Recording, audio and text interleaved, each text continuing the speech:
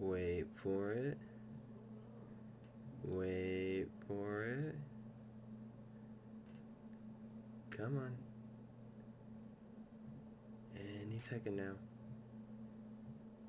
Any second. And there we go.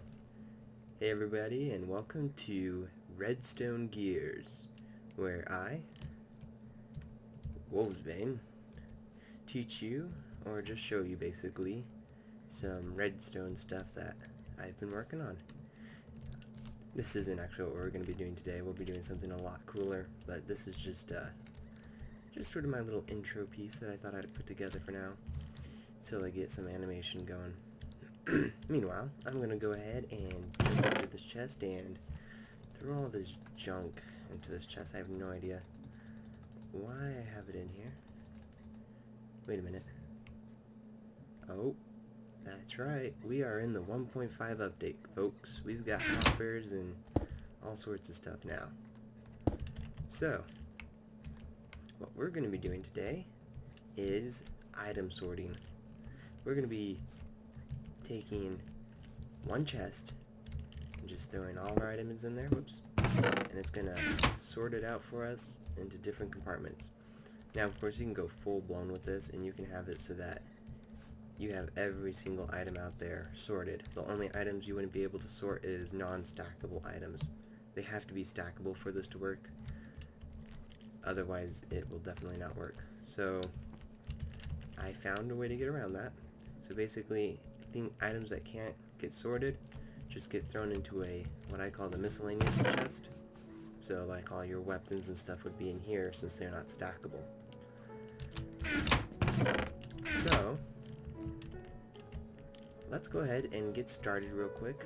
Right now we have this stream right here, as I call it, of hoppers that allows the items to flow through them one by one. Now, as you can see, the items are being pulled out of this chest and thrown into the stream. Underneath every other block is another hopper, but it has a specific block or item in it, anything that's stackable. And these hoppers will take whatever blocks we have in here, because any other item doesn't have a slot to fit into. But as you can see over here, like with the lapis, the lapis has already started to stack up in here. Now, the reason why the items in here have not left is because we have this open carcass right here that I'm going to show you how to build. So let's go ahead and get started. First, we're going to start with the railroad. Oh, there went a cart. Oh, there goes another one. See, now, I'm just going to show you real quick. Comes over here, throws it into that cart, and then it goes into there once that cart goes back. If it'll go back. Anyways, so let's go ahead and get started. We're going to throw power rail there, bring our railing over here, kind of break that so that doesn't connect with the other one. Oh, did it anyways. And then go ahead and fix that. What we want to do next then is we want to come down here, put a power rail, and then we're done.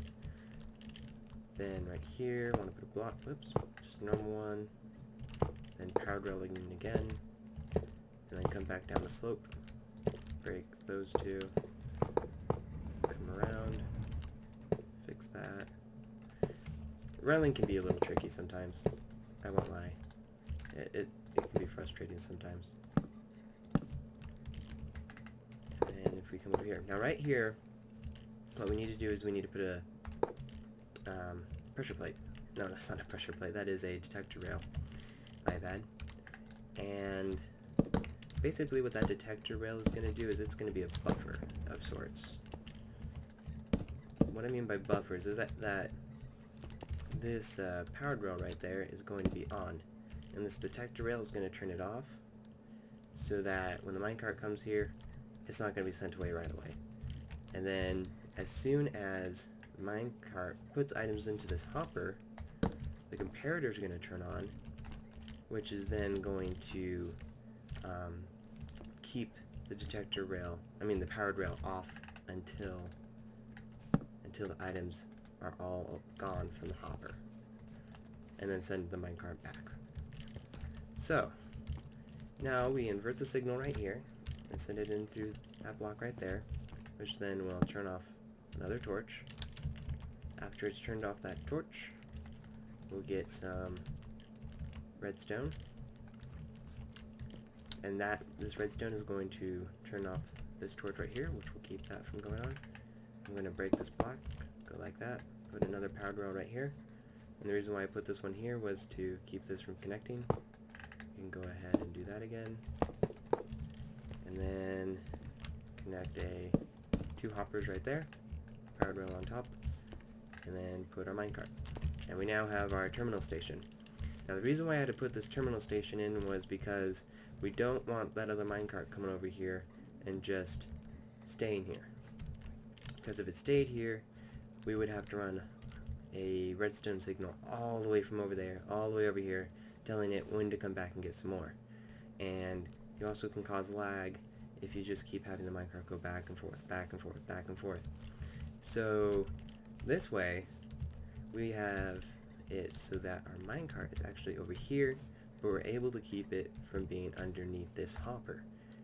If we had it underneath this hopper all the time, it would just take all the items out, and then other items could get in, and then it wouldn't be sorting, it would just be throwing items over there into our lapis box. And we don't want that. So what we're going to do next is we're going to work on how we can tell this hopper to tell the minecart to leave. We don't want the minecart to be here when it reaches below 21 blocks. How do we tell it to do that? Well, I'll show you. You probably guessed, comparators. So with this comparator, if we have above 21 blocks, this comparator is going to give out more than a 1 block signal. But if it has less than 21, it's going to become a 1 block signal. If it's at 0, then there's going to be no signal at all. So basically, once we've reached above 21, it is going to turn off this redstone torch. When it turns off this redstone torch, what's going to happen is that this powered rail right here is going to turn off. As you can see, this one's on right now. It's going to turn this off so that when that minecart, when this minecart comes down, it's going to stop so it can start taking items. So once it goes below 21 blocks, it's going to turn this torch on, and then this is going to turn back on and have the minecart leave. The next thing that's going to happen is that this redstone dust, it's going to come over here, and when once it's below 21 blocks, it's going to have this, it's going to send a signal out. Because, wait, hold on, let me double check this. Yeah, it's going to send a signal out from this torch, which is going to turn this torch off right here, as like over here, until the minecart, no, I don't need you right now. But when it's above 21 blocks, like it is right now, it's going to tell the minecart to come over here, but this one's going to be off so it can stay.